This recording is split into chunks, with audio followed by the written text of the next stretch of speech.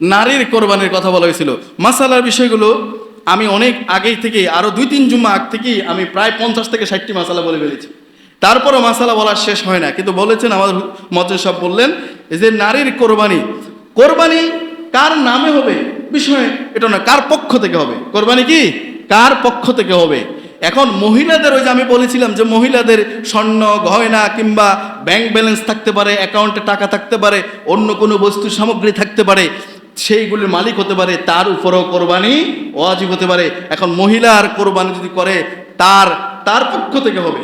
এখানে তার কি স্বামীর নাম হবে, নাকি তার কি বলে তার মায়ের নাম হবে, না বাবার নাম হবে? সবচেয়ে বেটার হয় তার নামটাই তার পক্ষ থেকে হলেই এটাই হয়ে যায়। এখানে এক্ষেত্রে আর অন্য কিছু উল্লেখ করার দরকার নেই, তার পক্ষ থেকেই হবে। সে তার উপরে যেহেতু কোরবানি ওয়াজিব, তার উপরে কোরবানি ওয়াজিব, যার উপরে কোরবানি ওয়াজিব সেই কোরবানি তার পক্ষ থেকে হবে।